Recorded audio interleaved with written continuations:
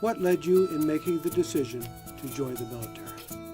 I guess you could say I was born into the military. My dad joined the Happy Hooligans, the Fargo Guard Unit, in 1953. The reasons were probably two.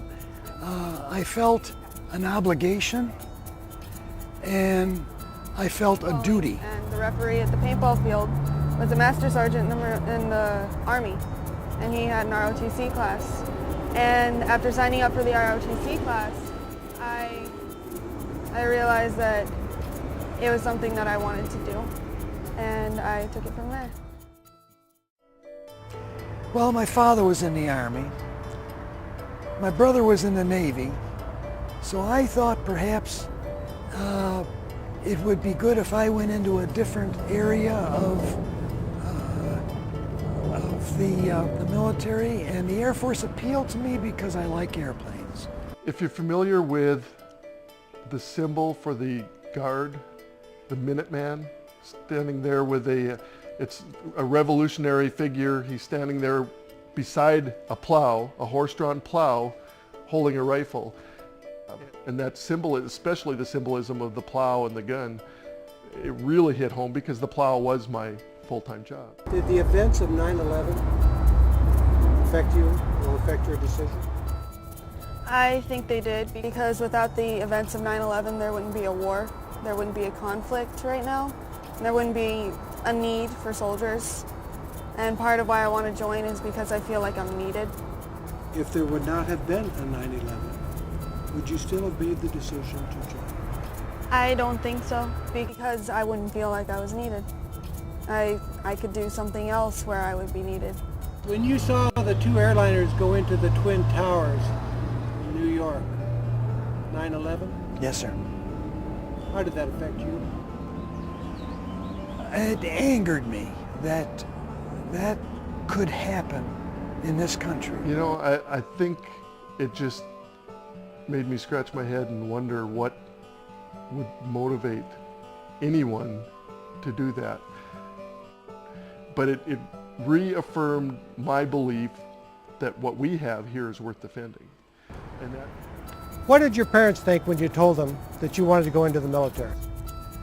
They wanted to be sure I was doing the right thing. They wanted to make sure that I gave it enough thought that this was really what I wanted to do, because it will affect your future life. I mean, it's affecting my life today.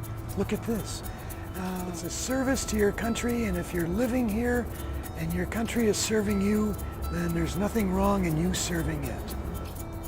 He told me that he was very proud of me, and that it was something, I was doing something very brave. And my mom told me that I was walking into hell. Really? Yeah. What about your mom? Did she know the surprise was coming? Oh, she found out at the same time my father did. You had the support of both your father and mother? Oh yeah, it was, you could say had been expected. They expected me to do this. I'm proud of what I did for my country and what I achieved in my life and what it has taught me. I have a great deal of respect for the American flag. I always will. It has made me a different person, a better person, a very respectful person, and a disciplined person. And I like the way I am. One of the things I really liked was being a squadron commander, because I had the opportunity to take care of a bunch of people, and they always, in return, took very good care of me. Doing something for me to improve myself, to accomplish something. Bob Huff's daughter, Sam Huff, paid the ultimate price, dying from injuries sustained from a roadside bomb in Iraq. These are Mr. Huff's feelings. Mr. Huff, how old was your daughter? She was 16. And she said, I want to go into the Army, and then I want to go to college and have the Army pay for the college, and then I want to go and get a degree in psychology, and I want to go into the FBI, into the profiling area, and work for the FBI. Why do you think that maybe she came up with that plan? Is there any reason that she would want to try to plan things out that well? I can't give you a 100% accurate answer about that, other than I think that 9/11 had something to do with it. I will say that my wife did tell her, there's a war going on right now. What do you think about doing something, maybe going into this when it's cooled down a little bit, when it's cooled off a little bit? And she said, why would I want to go then? Now that you've had this tragedy, and apart from that tragedy, how have you changed? I think a piece of my heart is gone forever. It's real hard to deal with. I miss her every day. But I understand why she went. And I respect her for it. My brother was in Vietnam and could have easily been shot down and killed. I never worried about it because I just couldn't go there. That wasn't going to happen. And it didn't. Fortunately, it didn't. And he came back and he retired and he had a great career. And I felt the same way about Sam. I didn't think anything would happen. I thought, yeah, she's going to see some things that are going to be really ugly and real eye-opening.